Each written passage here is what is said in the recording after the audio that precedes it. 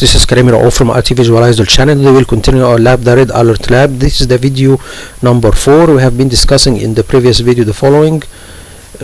We have been continuing with our lab. We have our domain controller set up and everything is up and running. So we have added a second hard disk. The first hard disk for this domain controller was 150 gigabyte, but I found that I need more space, so I have added another or additional hard disk, and we need to partition it and make a new volume on it remotely using Windows Admin Center and Computer Management Console. So we have done this in the previous video, how we can add a second hard disk. We have added to the virtual machine setting, and then we have partitioned it and make a new volume, which we will have it as an D partition, okay, or D with or drive letter D, using the Windows Admin Center and Computer Management Console remotely. And then we have connected to the domain controller remotely also using the Windows Admin Center and begin opening a PowerShell or a remote PowerShell to the domain controller through the Windows Admin Center and begin applying the different scripts to create bulk of different Active Directory objects. These objects are users, computers, groups, and a script to add certain users to certain groups. All of this was done in the previous video. In this video we will begin creating an Active Directory Logon script and to create different group policies. Okay, what is an Active Directory Logon script? An Active Directory Logon script, it is some commands that will be applied or run on a user when he logs in for the first time on a machine that have joined the domain. Not only for the first time, but every time he logs in on a workstation that is joined to the domain. So what is the things that this script will do? I think I have discussed this in the beginning of or the introduction of the video, but of the introduction of the series, but let me show you all a quick peek. There is a couple of registry keys that will be applied to this user. One of these registry keys or these registry keys will do a couple of things. First of all, it will add the English and certain language. For example, this for the ally group or the ally army, it will add an English and Arabic keyboard layout. Okay, this is the first thing. And then it will hide the Cortana. This Cortana, it is something like Siri in Apple or Google Play or Google Assistant in mobiles. It will hide it, and then it will set the time zone to be the Cairo time zone, and then it will set the performance setting of the Windows, okay, to be best performance. What is the best performance, or what is the performance setting? This is something like this. These properties, okay, and we will go to the change setting. Sorry guys, not this one. We'll go to advanced system setting, and then we'll go to the performance, and then we can see here adjust for best performance. So the script will choose one of these options. It will choose the best performance. It will disable a couple of animations and a couple of things that makes the Windows a little bit heavy or not in optimal performance. So this will increase the performance of the Windows. So this script will do these things. These 4 registry keys will do as we have stated. And then there is a program called idle logoff. It will be in the C drive for every server, okay, not for every workstation. There will be a folder on every server named idle logoff, and this program will be in it, and the script will start this program, and it will log off the user on the server after 3000 seconds if there is no activity on the server. So it is a best practice to log off from your server. So if you have a server, you can log in with a user and do the things that you need from it. For example, if you need to change some setting on the server or install some updates, and after finishing what you need, you log off from the server. Okay, so this will help you to do it automatically. If the server has a logged in user which doesn't do any activity or idle for 3000 seconds, it will log off the user. So these are the 4 or the 5 lines in the script. We have discussed every or each line what it will do. As for the 3 lines in the beginning, simply it will display this PC icon. So if you log in for a user for the first time, this PC icon is not displayed, so it will display this PC icon, and it will do another thing. It will change this PC text, and it will replace it with the computer name. So let me show you all. Here is properties. So the name of the computer is desktop TLM H1QH. okay, it will the script will display this PC and will change the text of this PC to reflect the computer name. Okay, so this is the 3 lines in the script, what it will do, and the others we have discussed. Okay, and the last line for the idle logoff, this is for the ally script. Okay, the same will apply for the other group for the other armies, for example like the Japanese. So we have 3 scripts. The three scripts will be applied to the 3 armies. One for apply for the ally army, one for apply for the Japanese army, one applied for the Russian army. What about the script of the Japanese army? The same will be done, and the same registry keys will be applied except for this, or for the language registry key. So when the Japanese user log in with his machine that had joined the domain for the first time, it will install the Japanese keyboard and the Arabic keyboard. Okay, so it will install the Japanese keyboard and the English keyboard. So as for the ally, it will install the English keyboard and the Arabic keyboard. As for the Japanese, it will install the Japanese keyboard and the English keyboard. So this are for the users from the Japanese army. Okay, so this is the difference. All of the script is the same except for the language keyboard layout, which will install every army language to or add every army language to the keyboard layout with additional to the English keyboard. Okay, so this is for the Japanese and this is for the Russian army. Okay, we can see there is difference in the registry key for the language. It will add also the Russian keyboard. So every army will have his keyboard. Okay, and the other things that we have discussed.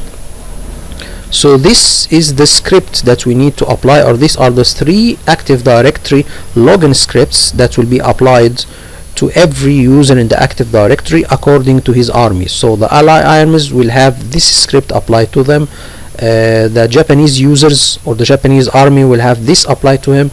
As for the Russian army, this will be applied to him. This is what we'll do in this video, and we will begin applying or creating different group policies from Microsoft. So what we will do, we need to go to the Microsoft website. Okay, here is the Microsoft. So we tell him Microsoft, okay, security baseline, and press enter, and then we can see here that we click on Microsoft Security Compliance, and then we need to download. Here we can see that these are all ready-made group policies that you can apply to your domain. This is a best practice group policies Microsoft releases, so it can be applied to your domain. Okay, these are very restrictive group policies, so you need to be very careful when applying it to your domain or your environment. You need to test them before doing this. So let's, for example, see one of these group policies. This is for the Edge, okay, or the Microsoft browser Edge. Here we can see that there is a couple of settings. For example, here maybe something like default Flash. We all know that Flash Adobe is already obsolete, so it's not used anymore. So because there is no updates to the Adobe Flash and no security updates for the Adobe Flash, so it should be disabled or to be blocked on all browsers and use, I think, HTML5 instead. So this is one of the settings Microsoft recommend you to disable or block the Adobe Flash plugin. This is one of the things. Okay, and we can see here, for example, that it is preventing installing extensions on the browser. We all know that extensions are additional setting to be added to the browser to have more functionality. So for example, you can make your browser act as a download manager. It can download different files. Your browser can act as a calculator or anything else. So it is not, and all of these extensions, some of them are verified and safe and others are not. So here Microsoft tells you, or a best practice is to disable installing extensions on the Microsoft Edge. So this is one of the setting also. And to disable working with HTTP, so authentication by HTTP is disabled. And a couple of settings also here we can see, for example, Microsoft Defender should be enabled, blocking unwanted applications, prevent making some warning when you are downloading a file that is suspicious, it gives you a warning. So all of these are best practice group policies. We will discuss it one by one. So what we will do in this video, we have already downloaded all of these group policy already made group policies from Microsoft, and we will import them to our domain, and we will begin discussing them one by one. Okay, so I can show you all what are these group policies. So let me show you all how much they are. Here if we can go to, just a moment, so we can go to DC domain and then group policy templates. No, that's not this one. Let me show you all the one that we have. Again, here is the total inventory, and then here is the Active Directory, and then this is the group policy reports. So here we can see that these are all of the group policies that we will create in this lab. So we will create Office 365 group policy, or Office 2016 group policy, Windows 10 20H2 group policy, Edge group policy, and then there is a couple of things concerning hardening. So there is a couple of group policies to harden or to add more security layers to your Windows 10 20H2, and some domain security group policies to add additional security to your domain, server hardening, and a lot of things. So we'll import all of these ready-made group policies and begin working with them, and we will begin also working with the Active Directory Logon scripts that we have been discussing. So wait for a moment guys, sorry, because this is not the case. Let me show you all how we can begin. So here, this is it. We will open our VM Workstation Pro.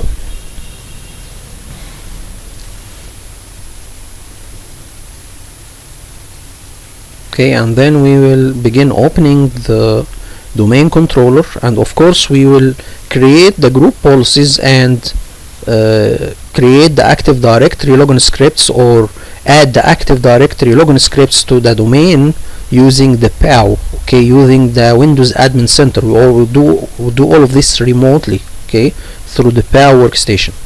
So now we have opened the domain controller. We need to open the POW, or Privilege Access Workstation.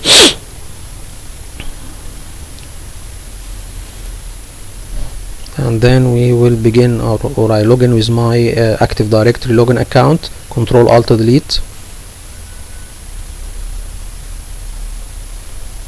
and then we log in with the domain admin account.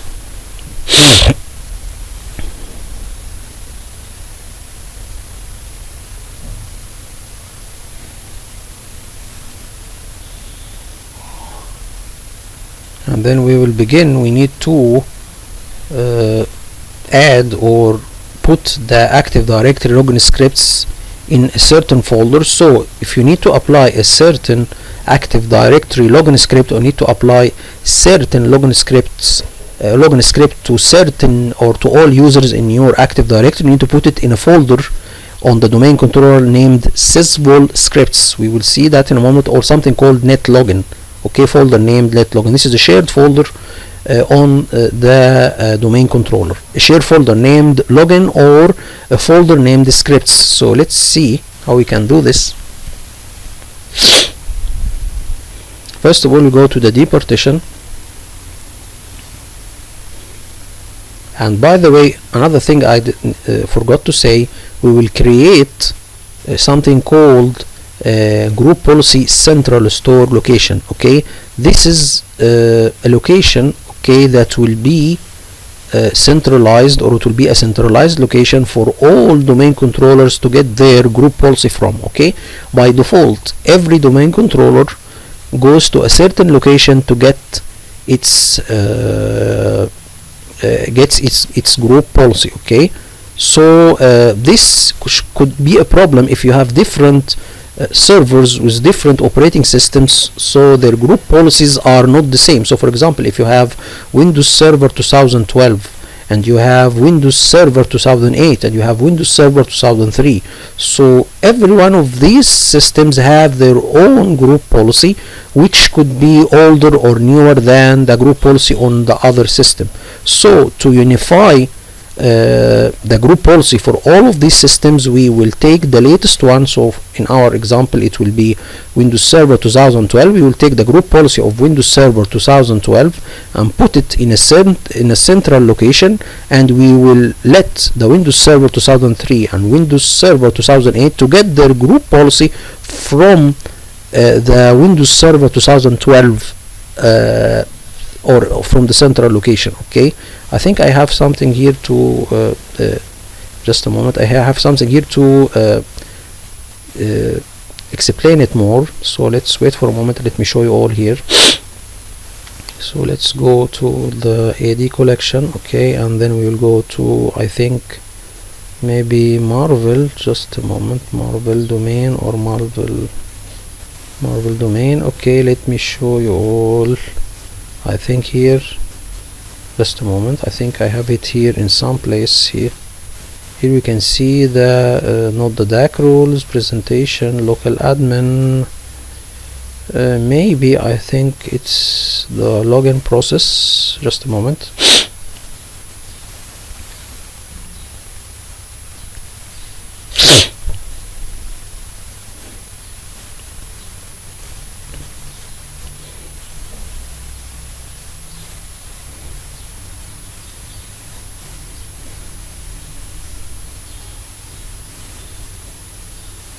Just a moment.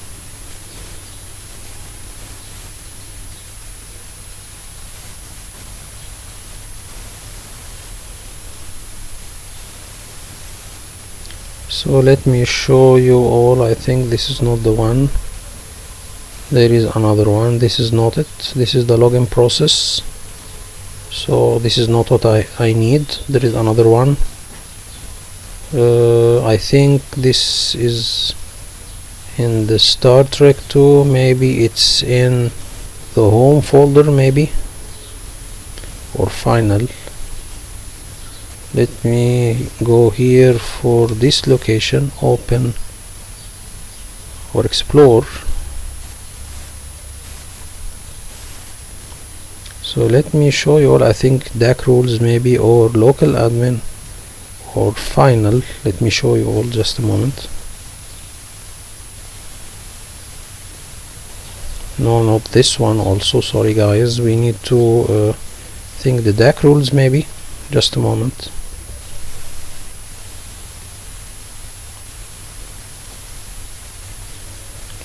No, not the DAC rules also, this is something else. I think, just a moment guys, let me search and come back to you. Sorry guys, I think I will discuss it when it comes. I will show you all what I mean by this, but let's continue our lab here. We will open the red alert, the one that contains our scripts and everything. We need first to get the group policy templates. First of all, this is the background folder. This is the folder that will contain our registry keys. So remember that I've showed you all the scripts. So here if we show the script again, let me open here AD collection and then the red alert. Remember the script. Here is the script. Okay, the login script.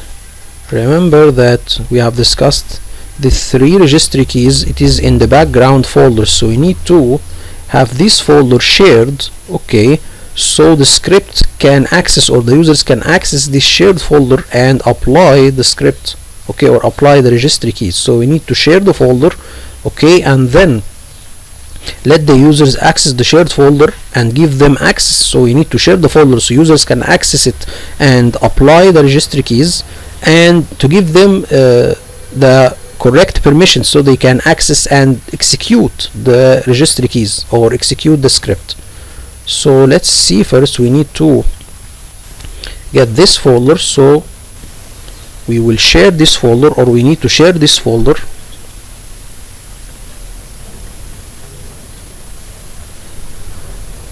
So here I'm copying this folder and I need to share it. We need to share the folder and have two permissions added to it. We need to add NTFS permissions and SMB share permissions. So let's wait for a moment.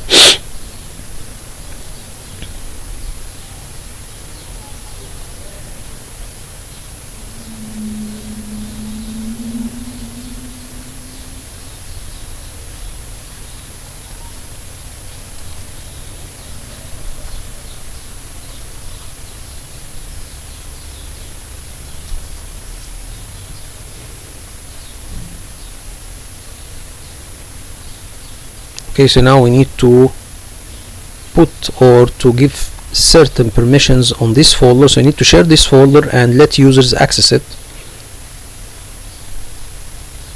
So we will share the folder. First of all, I will give it NTFS permissions. So I go to properties and then security, and then we need to give certain groups domain users. This is a group that all users in the domain are put in it automatically by default. So when you create or make the active directory or create the active directory, this is a built-in group called domain users. The active directory put all of your domain users in this group. So we will add this group and give it read permission on this folder so they can access it and read the registry keys in it and execute it. It will be read and execute, and we will give the IT global group full control over this folder. So let's wait. Domain users,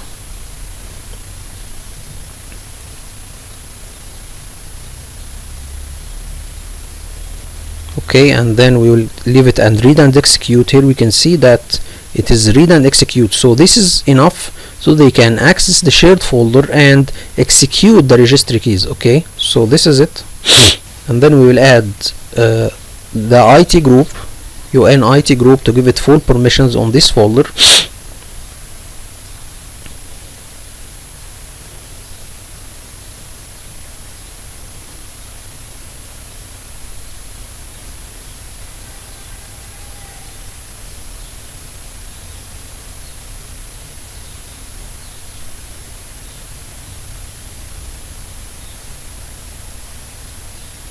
So here we will choose the global IT group. This is the group that contain members that will manage all of the other ITs in the other armies. Okay, so they will manage the IT of the Ally, the IT of the Japanese, the IT of the Russian army. Okay, so this group is called IT global group. So here we will go and add it IT global. Okay, and we will give it full control over the folder.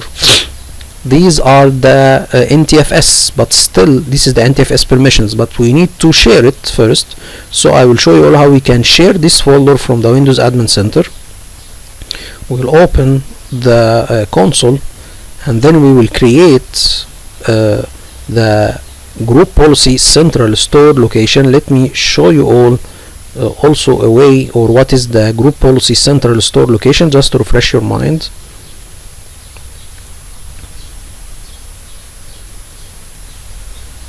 Okay,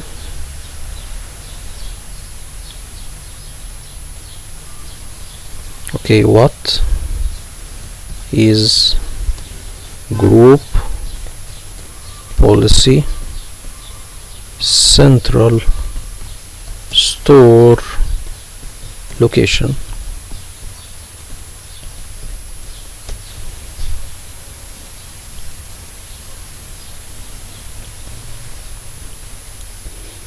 Okay, central store location, let me open it here, is a file location that is checked by group policy tools by default.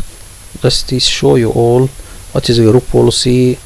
Central store for group policy are a central location to store all group policy templates. This eliminate the needs. Let me show you all this one because this is very good.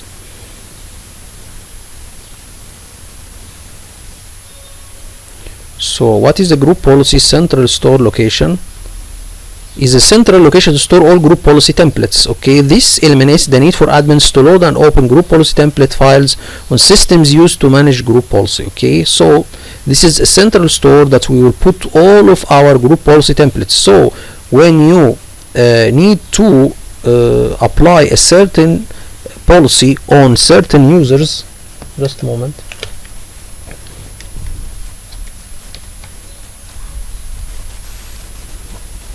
So when you need to apply certain policy to certain users, where are the group policy stored, or where the templates or the files of the group policy stored? It is stored in, by default, in C program files, okay, or C Windows, something called policy definition. These are the group policy templates. So the group policy is a central store location, is a location to store or group policy template that eliminates the need for admins to load and open something. Ensure all admins are using the same group policy templates. So you have a central location, the same group policy apply to all. Loads the same templates from any computer, make it easier to manage and update templates. So if you need to update some templates, group policy templates, so for example, if you need to add a group policy template to manage Chrome or Firefox and something, so you can add it in this central store location, and which we apply to all computers. Okay, and it will reduce the template files in sysvol and reduce replication between domain controllers. Okay, so this is what is a group policy central store location.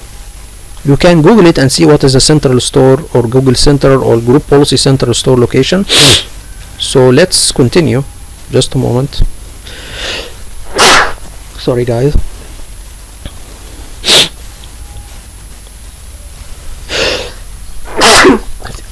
Sorry guys, so let's continue.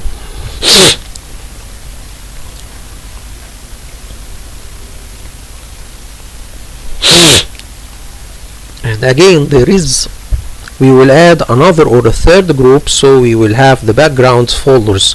We have added domain users, give them read and execute permission, and for the IT global group, it has full control. And this is another group called UN Army Allies. This is a group that contains not UN Army Allies, there is something called UN Army All. This is a group that contain all of the users in the domain. So it is exactly like the domain users group, but this is the one I have customized and made. So I will add them also to the backgrounds folder.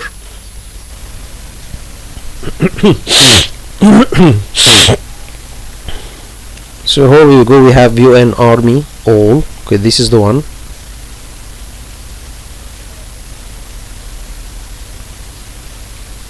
So we'll go and add it to the background folder. Okay, properties, and then we will add security.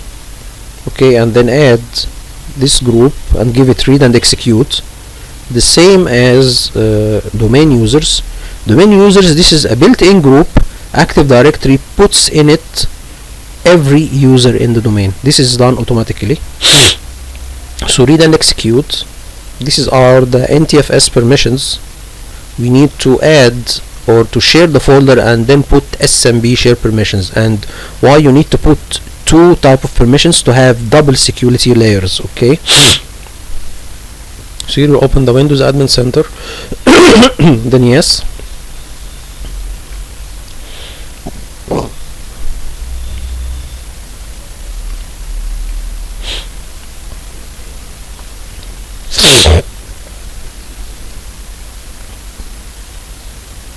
and then run, and then the D partition. We will open the D partition on the domain controller. We need to make the group policy central store location.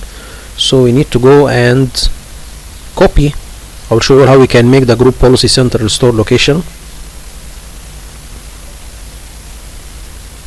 Here, by the way, I have different group policy templates. So by default, the group policy templates are used to manage only Windows setting on all of the machines, but I have some group policy templates to manage Firefox, Google Chrome, and other programs. So I have saved them here. So what I will do, I'll make the group policy center store location and then copy the different templates from here to the new group policy center store location. So wait for a moment.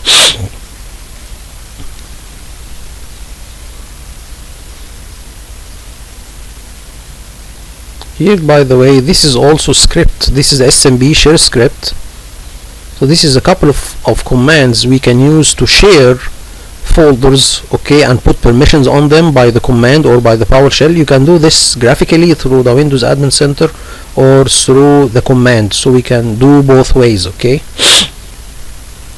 Anyway, the Windows Admin Center will not work with Internet Explorer 11. It will work with Edge only, or a newly browsers, a new added browsers, something like Edge or Chrome or Firefox. But Internet Explorer 11 doesn't support this or doesn't support Windows Admin Center, okay.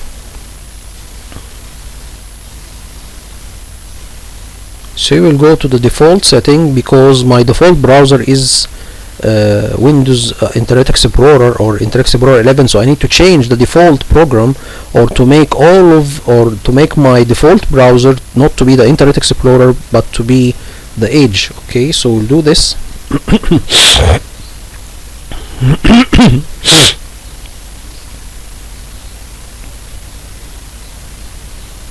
Open the Windows Admin Center.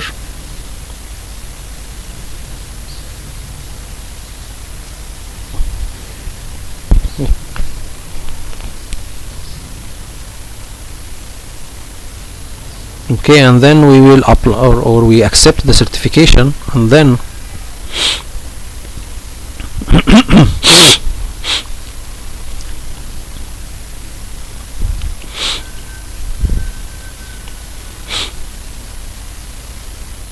is the Windows Admin Center. We will add the domain controller. Remember that this is a new Windows profile, so the Windows Admin Center didn't store my setting that was on the administrator profile. So this is Karim Raouf profile on Windows.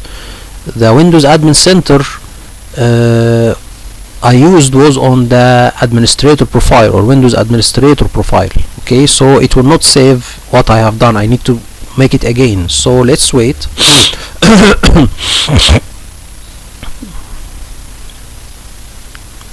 So here we need to go and be ready to copy the group policy templates. Let's wait for a moment.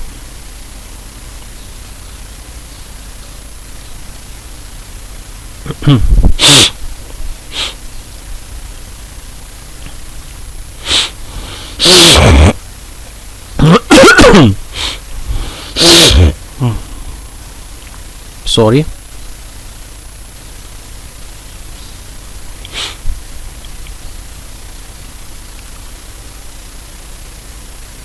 These are the Logon scripts, so we need to copy these Logon scripts and put it in a folder called netlogin, as I have said before. So this could be applied. So after putting them in the shared folder on the domain controller, which is named netlogin, this is the first step, so we can apply the three Logon scripts to the different users. And then we will need another thing to do, to go to the Active Directory user and computers and attach these different scripts to different users. So I will show you all how to do this. We will open the netlogin and then copy and paste these files in this location.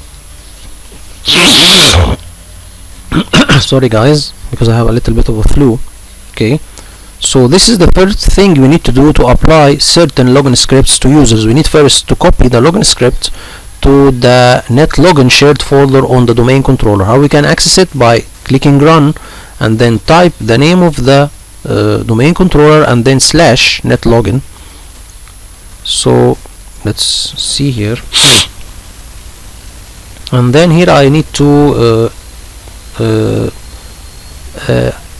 display the extension of the file. So I have opened this option.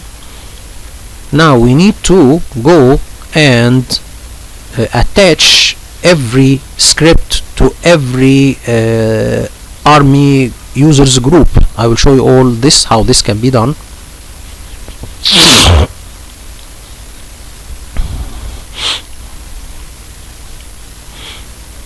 So first we need to add the domain controller to the Windows Admin Center.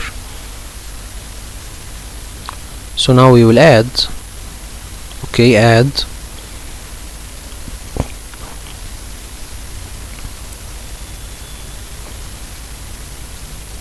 we need to add the server.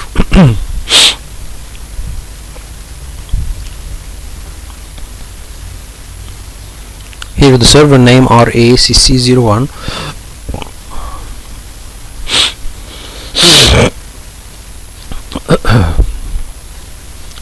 RCC01, then we will add it. Okay, add exactly as it is, and then add, and then we will manage this server by my account, my domain admin account, the one that I have currently logging in with, or the user logged in on this machine, so he will use it. This is a domain admin account. We need to go to the files and share tab, so let's wait just a moment. Here we will go to the tab, just wait, we will pause the video, and then you go to file and sharing. Okay, this is the one.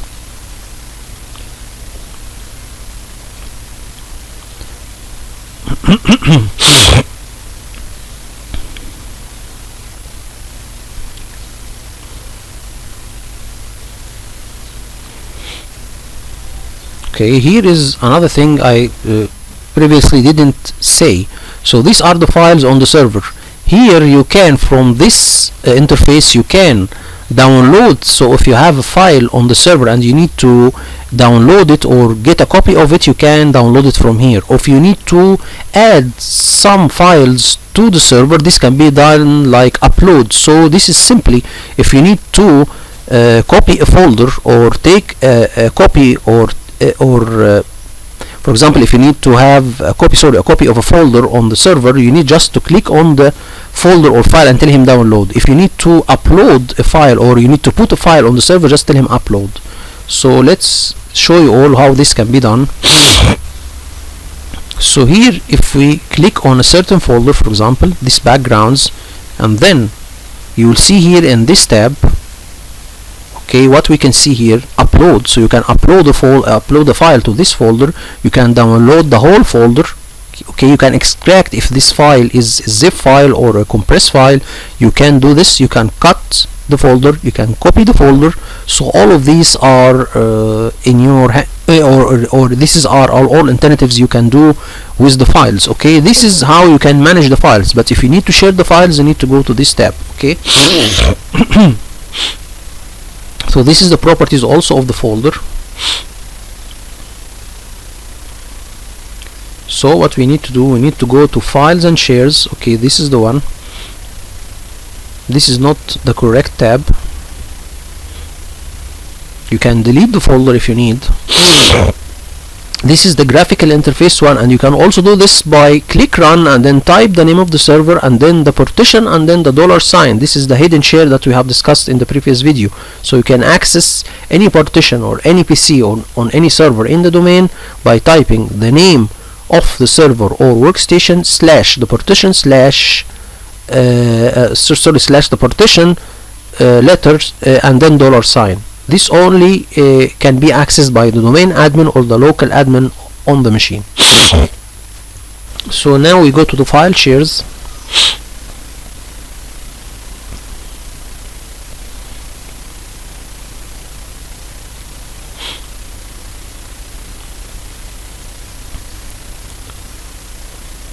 So now here we can see that these are the shares. Okay, so we will tell him, remember something here guys, let's see here that he is sharing the C partition and the D partition, so they are shared and they are hidden.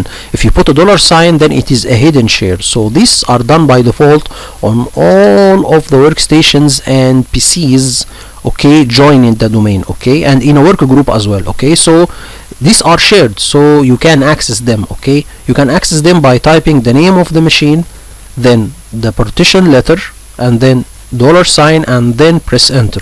this will be allowed to the domain admins and the local admins. Okay, so now we need to share, so we'll tell him the new share and then the location of the folder, the share name, so the folder has a name, and this name or the name of the folder could be different than the shared name of the folder. So you can have a folder with a certain name and then you can share it with a different name. In normal circumstances, the two are the same. Okay, so we will share the folder and then we will put the permissions. Okay, what the different groups in Active Directory can do on this shared folder. Okay, so let's see.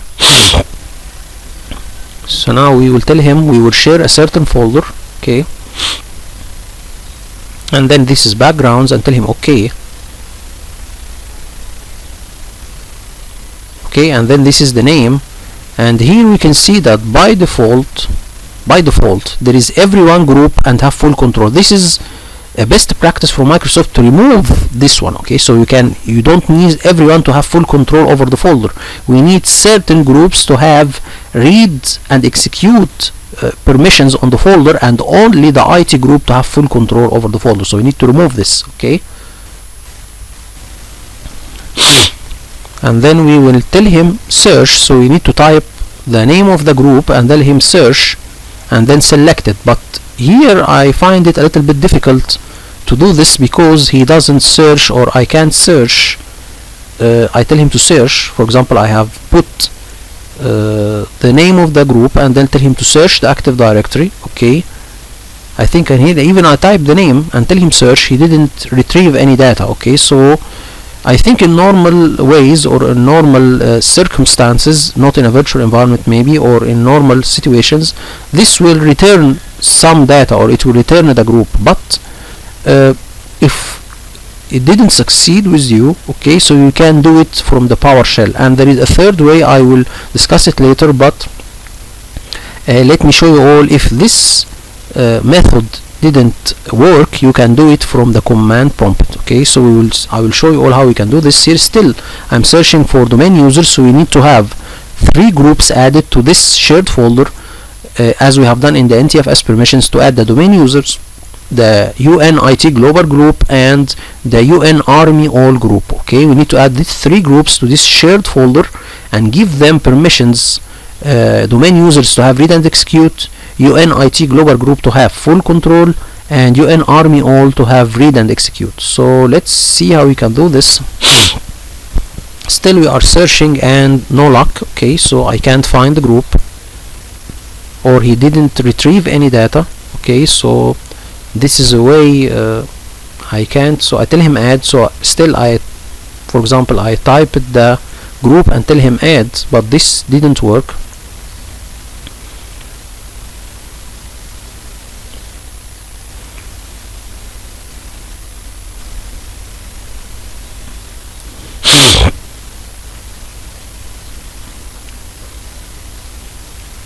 And this is a couple of things also. This is if you need to encrypt the connection between the file server, okay, or the shared folder. So if you have a shared folder and you are a client are accessing this shared folder, the connection between the client and the server that contains the shared folder, it is encrypted. So we will see later how we can enable encryption for all of our shared folders in the domain, and especially on the file server. So this is a very important option. Okay,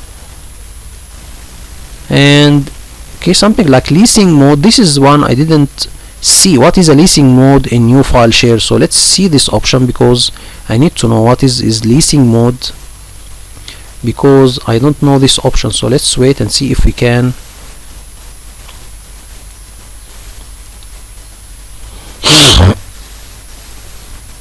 What is leasing mode for shared folders?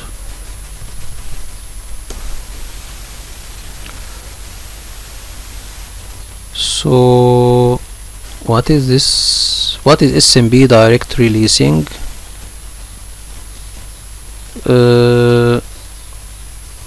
Okay, leasing provides, or directory leasing provides faster access to documents over high latency WAN networks. So if you have a shared folder between branches, okay, and these branches are remotely, so you have one, for example, in the United States and one in Egypt, and you have shared folder on a server in the United States, okay, and you need the users to access. So for example, if I have a domain and this domain broads, or it is between different continents or between different countries, so you have a domain that we have some users are in Africa, some users are in America, some users in Egypt, for example, so they need to share folders between them. I think this option makes it faster to access, okay, the folders on WAN. Okay, so this is leasing mode. I think this is the leasing mode. Okay, so this is something called, what is SMB directory leasing? So I think this is it. This is the leasing mode. Okay, this is what they mean by this. So let's close it and then continue. So let's continue. And then here is saying to me that no mapping between account names and security ID was done, so he doesn't find this group, okay, and he doesn't give me any way, or I can't find a way to search manually the groups from here, okay, or the groups of the Active Directory from here. So what we will do, we will share the folder from the PowerShell command. Okay, so I will show you all the command and we will discuss it. So just wait for a moment. We will copy this script and I will show you all what we mean by this. So first we need to have a text file because we need to edit the setting of this script. So we will open it and then we will right click and paste. So what exactly this will do, we need, or let me show you all. First of all, get SMB, grant SMB share access. This is a command. I'm telling him here that grant this Active Directory group read permission on the shared folder. So this is the second part of the script. So here you are granting a certain Active Directory group certain permissions. So here this is a change permission. We need it to be read. Okay, so we tell him read permission for this group in the Active Directory followed by the domain grant permission. So we'll see this because I need, for example, not the UN Army, I need domain users. Okay, domain users users to have read permission, and then force to make it effective immediately. So here we will tell him read permission. Okay, and then force. This is the second part of the script, and then the first part. Okay, you tell him new SMB share. So here you tell him to share, okay, a folder. This is the destination of the folder and the name of the shared folder, okay, or the share folder name. Okay, so this is the name of a folder and this is the name of the shared folder or the share folder name. Okay, shared folder name. Okay, so this is allies and it will be named allies. Okay, for example, here it will be backgrounds, so I need to share the folder which is backgrounds. It is in D backgrounds, okay, on the domain controller, and I will name it or give it a share name backgrounds as well. So we need to change some setting here. So here we need to go and get the correct name. So here we will go to the D partition,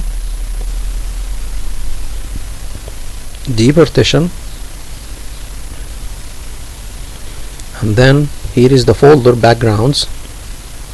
So I'll just get the name, copy,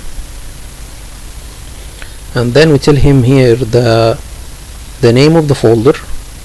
This is the share name, and then we will put the path. So this is the first command. We will tell him to share the folder and give a certain group read permission on it. If we need to add more groups or give more groups more permissions, we will use another line. I will show you all also we can do this, but this is the first thing we need to do.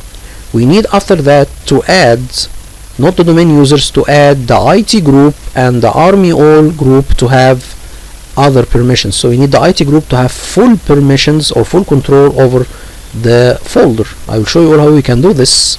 We will tell him grant share. So we will run the first line and then if we need to add more groups with more permissions, we will use this line. So grant permissions, okay, and then we will tell the IT global group, okay, so we will run this, or the first line, to share the folder and give domain users read permission, and then we will run the second line to give the IT group full control over the folder, okay.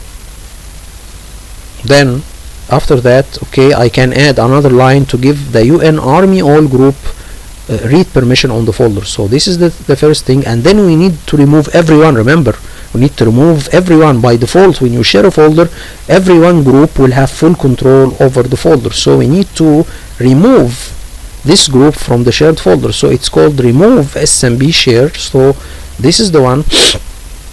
So we run the 3 lines, okay, one by one, and then let's see what will be the result. So let's here see, type and revoke share. So then we type the name of the shared folder, and then everyone will tell him to remove, okay. We can remove or revoke. This is the one. So this is simply what we will do. We run 3 lines to do whatever we like. We will do it by opening a remote PowerShell session to the domain controller through the Windows Admin Center. So let's wait and see how this can be done, and then we will check and see if the shared folder or the folder is shared or not. So let's wait. Now we will go and open a remote PowerShell session. Okay, this is a remote PowerShell session.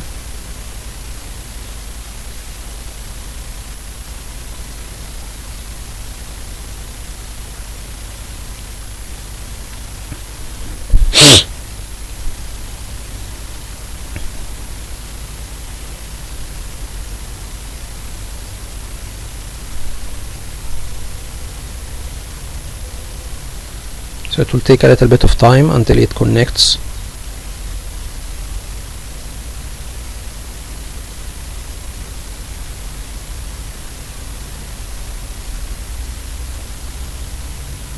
Okay, now we can type the first line, okay, paste, and then press enter.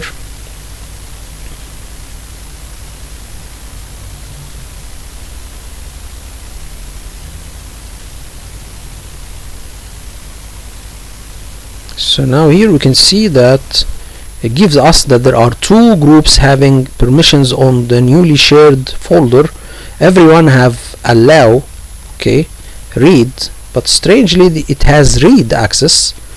In a normal way it has full control, so we need to take care, but it has here read permissions, and domain users have read permission, okay. So we have successfully added this group. Now we need to add the IT group and give it full control, and then remove everyone group, okay. So let's run the second line.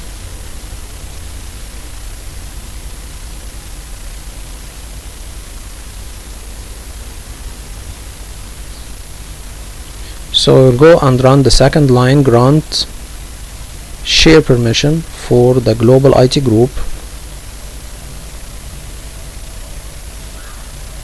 and then paste, and then enter. Here we can see that now there is full control and there are 3 groups. Now we need to remove this one, okay. I forgot to add UN Army all and give it read permissions at the domain users, but this is not a case, okay, or it doesn't matter because domain users is enough. Now we can have the revoke permission, or to remove. Revoke means remove certain group, and then paste, and then enter. Now we have only 2 groups. We can confirm this by going to the file and shares again. So now we can go to file and shares, okay. So we will disconnect. We will disconnect the session, okay, and then we will go to file and shares, okay.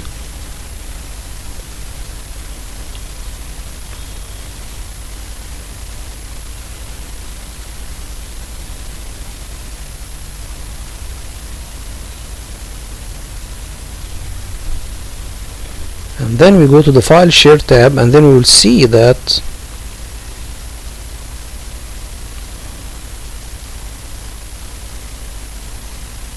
that we will have backgrounds shared. Okay, background will be shared. Okay, so here we can tell him to edit the share. Let's see the permissions on this folder. Okay, so here we can see that this is the path of the shared folder. This is the network path and this is the local path, and then we can see these are the two groups. Okay, we need to later add certain options. So here we can see read permission and full control, and everyone is removed. So now we have successfully do what we need using the PowerShell command.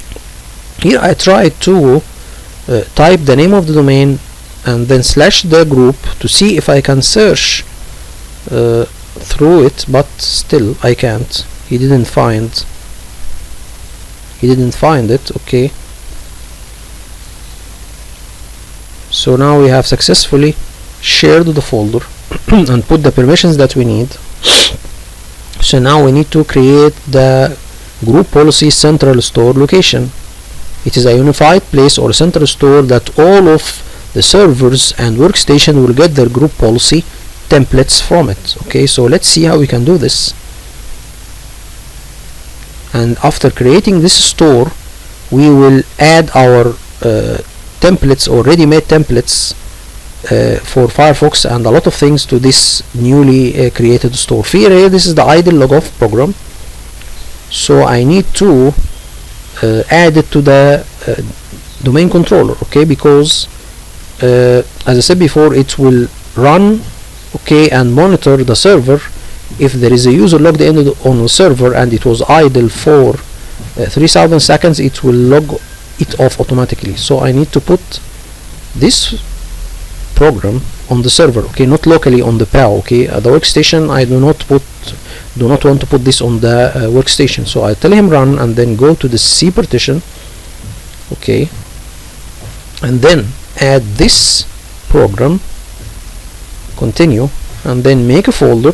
So the script, when the script will run, it will find the program in the folder that I have stated in the script. Okay, so we'll copy, or we will name the folder exactly the same name as the program. Okay, and then we will copy it here and there. Okay, so now the script will apply. By the way, the script will be applied to the server as well. So now we have our script up and running. So we need to test the script and see if it will work. The last step is to attach, okay, the different scripts to the different users. So here we, for example, will select the three groups and then tell him in the profile tab to add in the field Logon script the name of the script that we need them to be applied, or the script that I needed to be applied to these users. Okay, by default Active Directory will search the NetLogon folder for scripts, so don't worry about the location, just type the name of the script. Okay, so we'll type the name of the script. Okay, this for I need the ally group, or I need the script for the ally to be applied to me. So first we'll type NetLogon. Okay, this is it. Okay, and then we will need this one to be applied to me. Okay, and we will do this, the Japanese for the Japanese army, the Russian for the Russian, the ally for the ally. So let's wait and see. Here right click and paste, apply and OK, apply and OK. And then we need to do this for every users for every army. So here is the army camp. You will select all of the ally army, you will choose it. Okay, Control A and then properties and then profile tab and then select Logon script and then add the script. Okay, this is for the allies.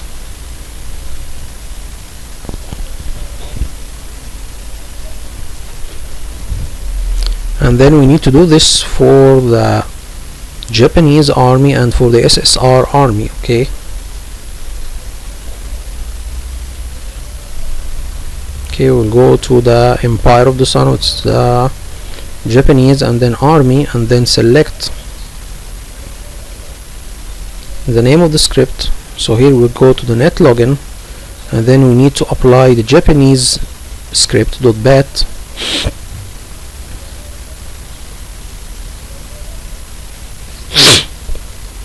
Okay, and then we select all of the users, and then right click and properties, and then profile, and then Logon script, and then add the script name, and then apply and OK. So this will be for the Japanese army, okay, and the allies will have a different script. And then we'll go to USSR army and also choose all of the users. And by the way, we forgot that there is some users here in the IT group. We need also to select them and apply the script to them. So here we will go and apply the Russian script, rename and copy, and then we need to select and properties, and then we need to have the profile, and then add the Logon script, and then the Russian script. And we need to do this for the IT users because they are in a different organizational unit, so we'll go there and select them as well. So we select them and return back to the IT group or the IT personnel in the Japanese army and the IT personnel in the Ally army. So here we will add the Russian script, and then we need to go to the Empire of the Sun. We will need to return back because the IT was not added. Okay, so we need to select them and add the Japanese army script or Japanese script.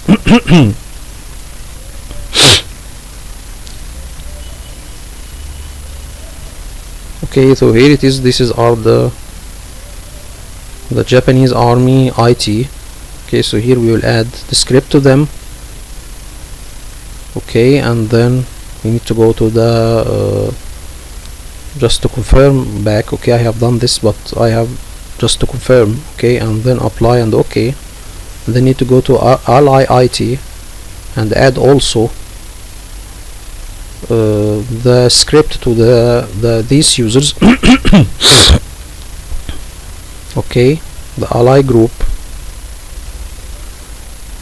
This is the script. So to apply a script, you need to put it, or a Logon script or Active Directory Logon script, you need to put it in the netlogon shared folder on the domain controller, and then fill the field of Logon script with the name of the script. Okay. So now we have done this. We need to test one of the users. So I need to use my account, okay, and test on it the Active Directory Logon script. And after that we'll begin creating different group policies and import them, or import the Microsoft group policies that I have said before, import them to my Active Directory. Okay. To import an Active Directory or a group policy, it's not that easy. Just right click and import. You need to make a blank group policy, okay, and then tell him import the setting of this group policy from another file. Okay, so this is also one way of importing group policies. So now this is edit. Here we can see that the setting is correct.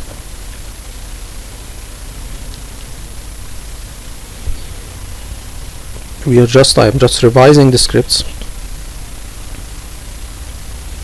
So by the way, this magnifier, this is the Cortana. Okay. I said before LTSC doesn't contain the Cortana, but this is the search. It will hide the search and the Cortana. Okay. So now this is the group policy.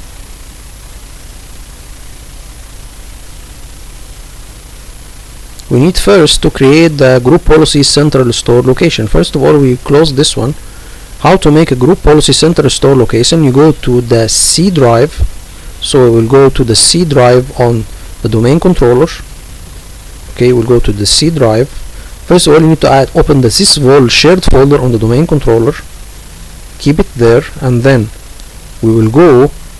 And so this is the way to create the group policy center store location. You open the sysvol folder or shared folder on the domain controller, and then go to the C drive. Okay, and then open the Windows. Okay, so now we open the Windows folder, then copy the policy definitions. This is the folder that contains all of the group policy templates on the domain controller. So we'll copy it and put it in the sysvol folder, policies folder. So now if the server needs to get its group policy templates, it will go to the new location. So let's wait and see. So we'll copy now and then go to the sysvol folder. Okay, here you go, and go to the policies. Okay, and then paste this folder here. Okay, and then we will add the group policy templates for Firefox and Google Chrome to this folder. Okay, so now I need to go and get the group policy templates, a bunch of group policy templates that I have collected. Not only for the Windows, I have group policy templates for Firefox, Google Chrome, and a lot of things. So here I have saved them. You go open it, and then we'll go to the DC domain. This is on the D partition, and then this are the group policy templates. This contains all of the group policy templates for the Office, for the Firefox, for a lot of programs. So I can manage all of these programs from the group policy. Okay, group policy management console. So we'll copy it, and then we need to paste it in the new location. So we'll open the new location and then paste here our templates or group policy templates. Okay,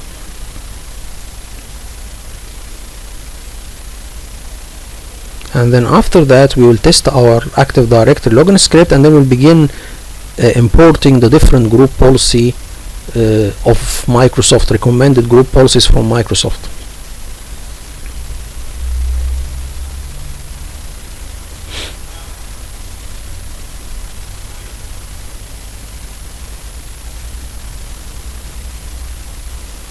So here it's copying and pasting.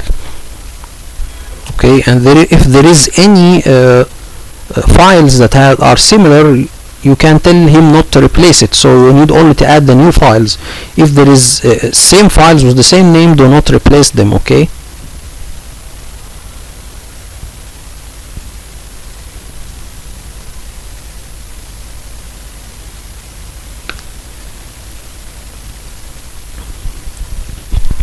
So now you open the D partition,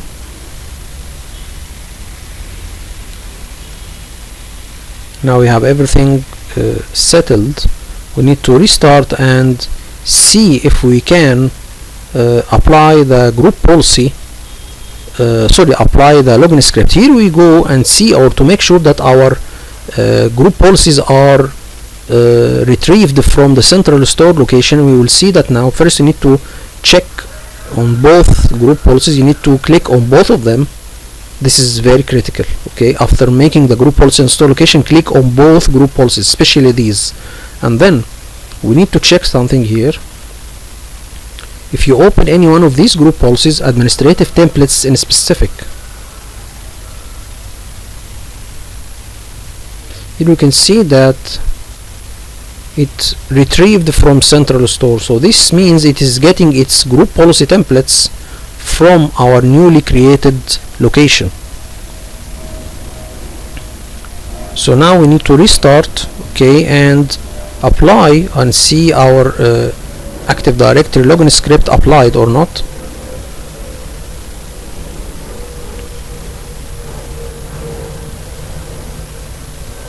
Just wait for a moment, guys, just a moment.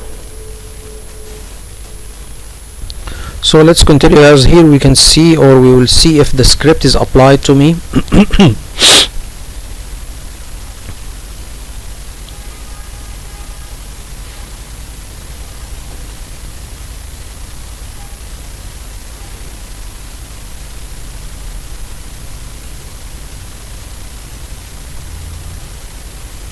Now I log in, I will see here, we will see that the script will not be applied for a very strange reason. I don't know why, but I tried to log in with different user. The script was applied successfully. So we'll see this in a moment. Here, when you log in for the first time, there is a couple of notifications that will appear asking to run the registry keys. Okay, this will be hidden. After that we will hide these notifications. Okay, so the user will not have the option to not apply the registry key. So let's wait. Here you can see nothing was applied. This PC is still there. This I have done manually. Okay, so this PC is not changed, so this means the script wasn't applied successfully. Okay, so I will test it on another user. So I open my console and there is another user called Elon Musk. Okay, so I will show you all this just a moment.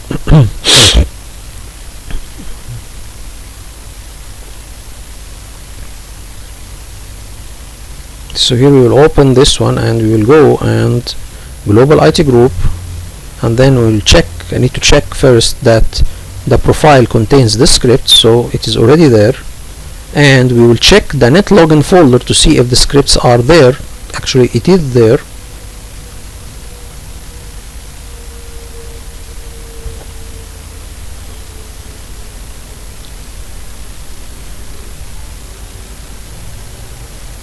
So we need to check and see if the scripts are in their location.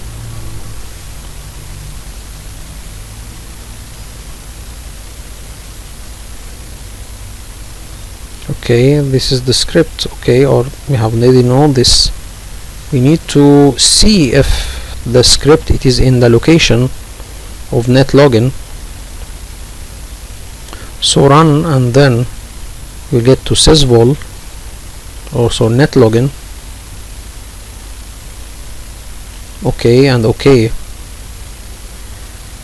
and then we can see that the scripts are there. So there is a problem. We will check, or I will test the script on another user. So let's wait and see. And everything in order. Okay, and the folders are shared and the locations are there, so everything seems correct, but for some reason the script was not applied. So I will test on another user. First I will run it as an administrator. Okay, it should be applied, but it wasn't applied also. There is a problem. It wasn't applied even though I have run it manually, so there is still a problem. So to make sure that everything is right, I will test it on another user. Okay, to see. So we can pass this real quickly. So I will go to Elon Musk, so I will close this one and then go to the user Elon Musk here and reset his password, and first make sure that the script is attached to him. Okay, and then I will reset his password. Okay, and log in with it to see if the script will be applied or not. So we will reset, and then we will put the password.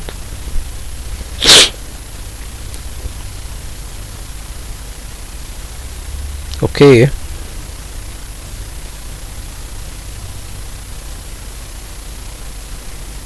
and then we will log in or log out, sign out.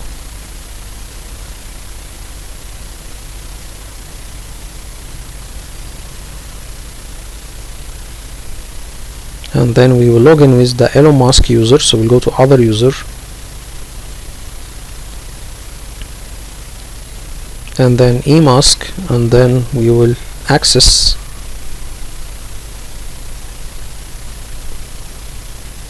And see if the script will be applied or not. Here we will see a notification saying that there is a couple of registry keys that need the permission to run on the user profile. Okay, we will hide this notification after that. We don't need the user to have the option to say yes or no for a key or a script to run. Okay, so we'll disable this. Okay,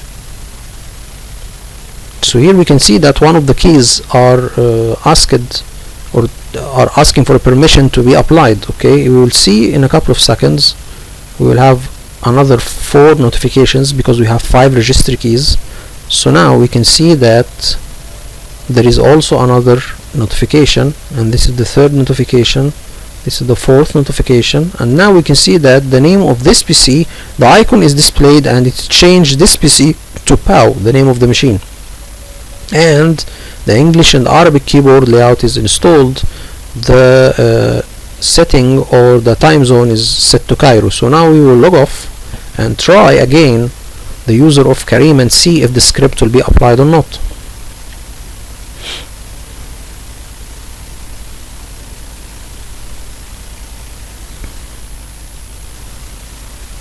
So now we will use Karim user,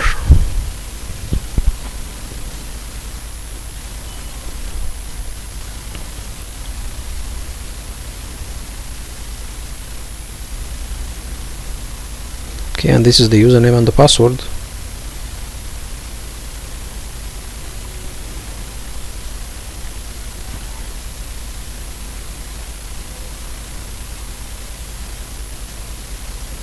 And then here we can see that the notification of the script, so now it is applied successfully. Yes, yes, yes, yes. And then we can see that the name is changed, so the script is applied successfully, and it just needed maybe a little refresh or a login and a log off maybe. We'll tell him run, and then go to the departition again, and then we'll open the console and the red alert, and then the COVID-19, and then DC domain, and then we'll begin creating the different group policies or import the different Microsoft group policies. But to do this, we need to have the group policy to be blank or create blank group policies, and then begin importing the setting of each blank group policy from the Microsoft group policies that we have downloaded from the internet. So we will see this thing, or we will see how we can do this. So just wait for a moment. I am copying the Microsoft group policy, our group policies that we have downloaded from the internet.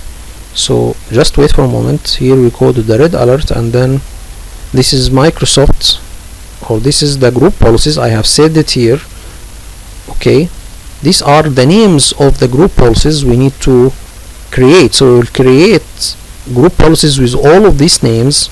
Okay, and then after creating the blank group policies with these names, we will begin import their setting from the Microsoft group policies that we have downloaded. Let's wait for a moment and see how this will be done. So I'm just having these two in front of me, and then we begin creating one by one. So let's see first, or let me show you all something here. I have some custom group policies that I have done, okay, in previous labs, and I will use it. First of all, advanced users group policy. This is a group policy to enable USB and DVD for users, so I have already configured it. And then the classic shell policy admin. This is a group policy concerning the classic shell, okay, the program that changed the Windows 10 start menu to the Windows 7 like start menu. So these control what the user can see from the classic shell interface. So this opens everything for the IT, and there is another group policy limited to disable a lot of things for the classic shell for the normal users. Okay, and then we have the default domain policy. This is it's not the default, sorry, default users group policy. This is a group policy to disable USB and DVD for users. Okay, and we have the mapping group policy. This is, we will use it later when we share folders on the file server. This group policy will map these shared folders as network map drives to the users. And we have the last one, the WSOS group policy. It is a group policy to inform the workstations or the servers with the name of the WSOS server and how the updates will be dealt with. For example, with the workstations, the WSOS updates will be dealt with in a certain way, and on the servers, the WSOS updates will be dealt with on with a certain way. Okay, so these are my customs group policies, and the others are the one for Microsoft. So we will create the group policies, all of them. So let's wait and see. Now we will go and I will show you only the first thing. So we need to create or go to the group policy templates, okay, or group policy objects, and then we will create one by one. So right click the name, and then we will create a blank one with this name. We will do this for all of the group policies. So I will just get you the time. So here we are, I have created all of them, so we can go further here. So let's go there also and continue. So here the last one, we have created all of these group policies. They are blank group policies, okay, doesn't contain any setting. And then we will import the group policy, okay, from another folder. So I have a folder that all of Microsoft templates are there, my Microsoft group policies are there, so I will import it. So here I will go and tell him import the group policy, okay. So here, just a moment, I need to go and just wait for a moment, just wait a moment guys here. So here we will go, and this is the folder, or let me show you all. This is the folder that contains the Microsoft group policy templates I have downloaded from the internet. So now I will import these group policies to the blank group policies, okay. So let's see how this will be done. So now we will go, and this blank group policies, we tell him import setting, and then go to the folder which named GPO backups, okay. Open the D partition and then GPO backups, and tell him okay. So now we have this group policy is already filled with the configuration. So we'll import this group policy, fill the group policy with the configuration to the same group policy name, but it is blank. So this is the filled one and the blank one, they are having the same name, so we can recognize which group policy to import, okay. So this is advanced group policy. Here we can see that I tell him next, and then next, and then finish. This is the advanced group policy, it is imported, okay. Now this is a blank one, so we'll tell him import setting and go to the folder of Microsoft GPO backups, and then this is the filled one, okay. So we'll import it and finish, and then we will do this for all of the other group policies, okay. The same one should be applied. So we'll do all of this, okay, until the end, okay. So now we have imported all of them one by one, okay. So now we have all of the group policies working, or they are all imported. And by the way, one of them, just to give you a little bit of a notice here, so okay, here there is one of them is the default domain policy. Be very critical, or be very cautious for the default domain controllers policy and the default domain policy. This should not be imported by any means. This should be configured manually, because it is different settings. So Microsoft are putting different settings, and you need to read carefully the default domain policy for Microsoft and the default domain controllers policy for Microsoft. You need to read them carefully and apply them manually, because if you import them, this could make problems, and the settings of Microsoft are more restrictive. So you need to be very careful. Read the Microsoft group policy setting or configuration, and read them one by one and apply them one by one, because there will be differences, okay. So you don't need to have any conflicts to be happening, okay. So these two should be configured manually, okay. So let's see after that. So we have put all of them. Now we need to change something in the default domain policy. We have a message or a welcome message for the users, okay. When they log in for the first time, something like a warning message, we need to configure it, something called welcome message. So we'll go to the default domain policy, and then policies, and then Windows setting, not administrative templates. We'll go to the Windows setting, security, and then go to the local policies, and then security options, go something called message or interactive message. Okay, this is the red alert, so we will have a message saying this is the red alert zone, and then a message saying unauthorized access will be recorded and monitored. So this will appear for the user before logging in to the machine. So this is like a warning message. It is the best practice also to have something like this. I will show you all when we apply it how this will appear. So let's restart and see how this group policy will be applied. So right click and restart, and then let's see how this will be applied. So now if you click Ctrl Alt Delete, this is the message. Here we can see the red alert zone, unauthorized access to or use of this system is prohibited. All access and use may be monitored and recorded. Okay, and you need to confirm by pressing OK. Okay, so this is the one, and then we will log in and see. And by the way, we will configure after that in the upcoming video the different backgrounds and screensavers for every army. Okay, so you will see, for example, a blank screen or a black screen. This because I didn't configure any screen or any background for this user. Okay, so it is black. Okay, so I think we can just wait for a moment. Here we can see that it is black because there is no background.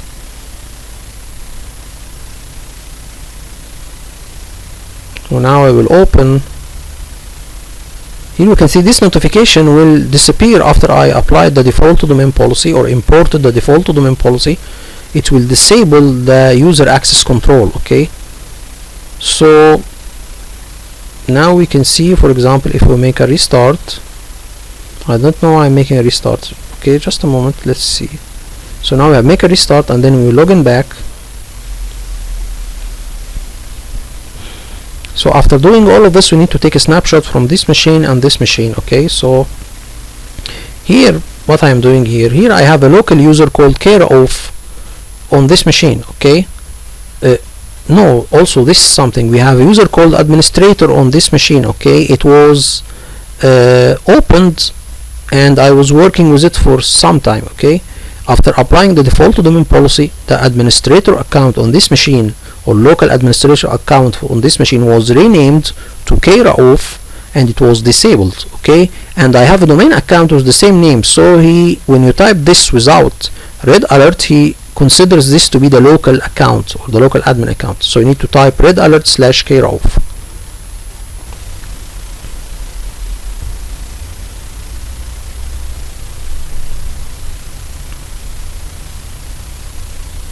So now it is already logged in. Let me continue here. So this is because it doesn't file the idle logoff, so it's not a problem. Let me complete. Okay, and refresh. I think now maybe this is the end of the video, but let's wait and see if there is anything else we need to do. I think I will take a snapshot now.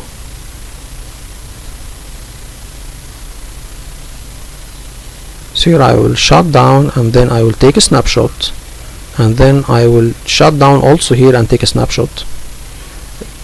Consider something here. If you make Ctrl Alt Delete, let me show you all something here will be done. Just power off and then take a snapshot. But if you make Ctrl Alt Delete here and try to log in, what will appear? Just wait for a moment.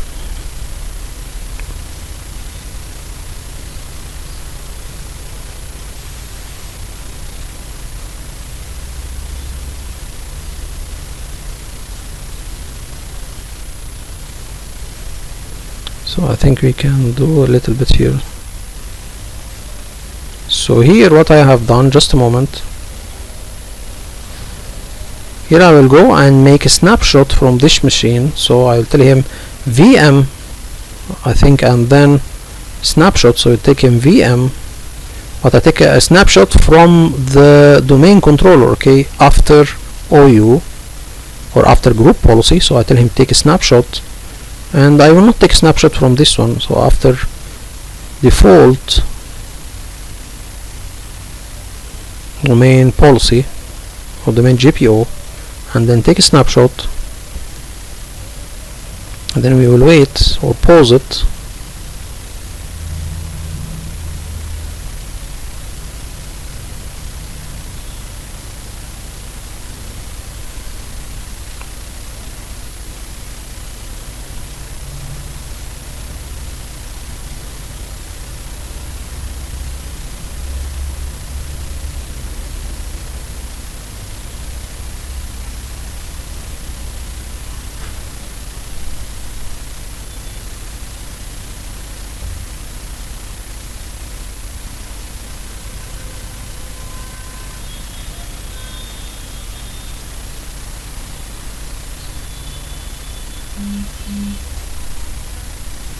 Okay, so now we have our snapshot taken.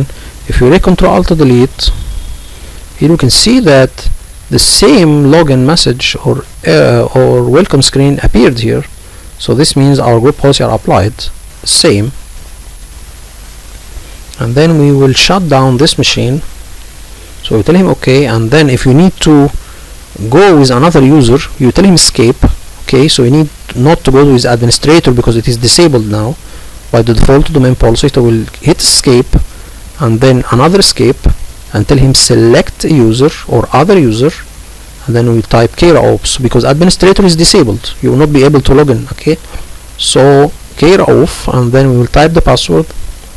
This is done by the default domain policy. Okay, so I have configured the default domain policy to disable all administrators or local administrators on all workstations and servers. Okay, so now you can see that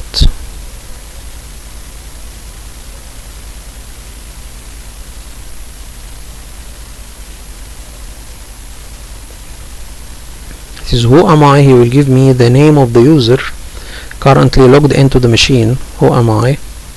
And press enter. This is red alert care off. So now we'll go sconfig menu and shut down the machine from the option 14 to shut down the server.